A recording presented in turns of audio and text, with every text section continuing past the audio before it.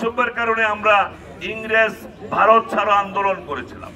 আপনারা জানেন না হয়তো, সেই ব্রিটিশের বিরুদ্ধে আন্দোলন করতে গিয়ে আমাদের 18,000 শুধু আলেম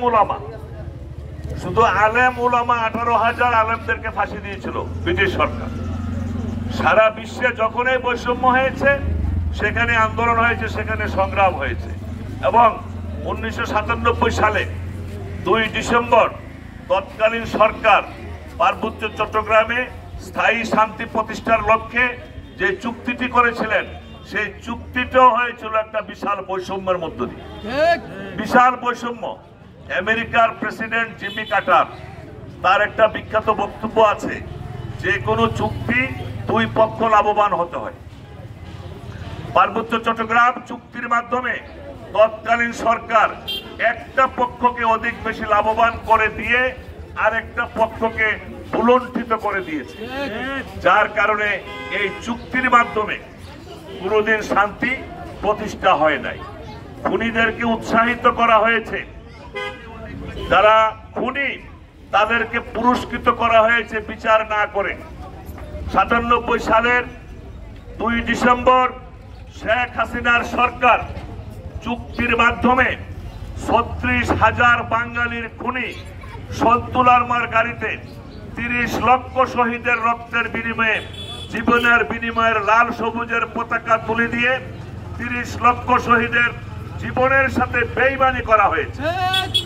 এবং সেই বৈষম্যের কারণে খুনির বিচার না করে তাকে লাল সবুজের পতাকা বাহী গাড়ি তাকে দেওয়া হয়েছে, যার কারণে এই খুনিরা প্রতিনিয়ত পার্বত্য চট্টগ্রামে খুন, ধর্ষণ, অগ্নিসংযোগ, গুম, চাঁদাবাজি, মাস্তানি, দখল, এই কাজগুলো তারা করে যাচ্ছে।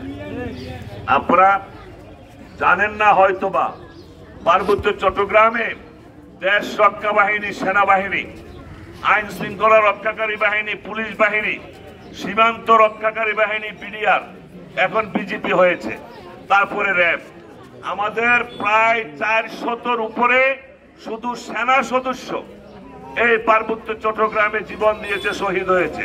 400-র উপরে 36,000 বাঙালি এখানে শহীদ হয়েছে। এখানে সরকারের বিমাতা সুলভ আচরণের কারণে এই পার্বত্য চট্টগ্রামে অস্ত্রের ঝনঝনানি বাড়ছে, সন্ত্রাসীদের আনাগোনা বাড়ছে। আপনার সন্তুলারমা, তার একটা সশস্ত্র সন্ত্রাসী গ্রুপ রয়েছে, সেখানে ইউপিডিএফ নামে আরেকটা সশস্ত্র সন্ত্রাসী গ্রুপের জন্ম হয়েছে। বান্দরবনে কেএনএফ নামে আরেকটা সশস্ত্র সন্ত্রাসী গ্রুপের জন্ম হয়েছে।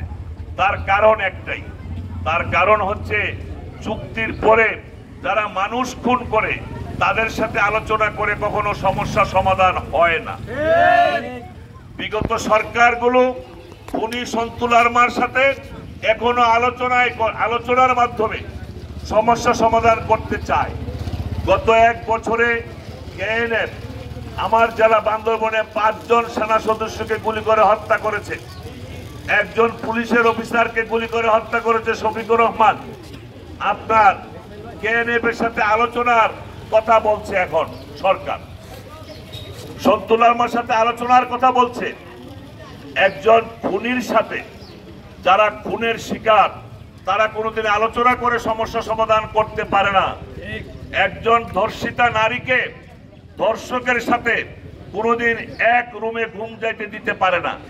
ধর্ষক আর ধর্ষিতা এক বাড়িতে থাকতে পারে না।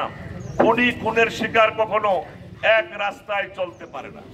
যারা এখানে খুন খারাপি, অস্ত্রের ঝনঝনানি দিয়ে সশস্ত্র বাহিনী সহ সাধারণ মানুষকে গুলি করে হত্যা করছে, স্বাধীন দেশের মধ্যে আরেক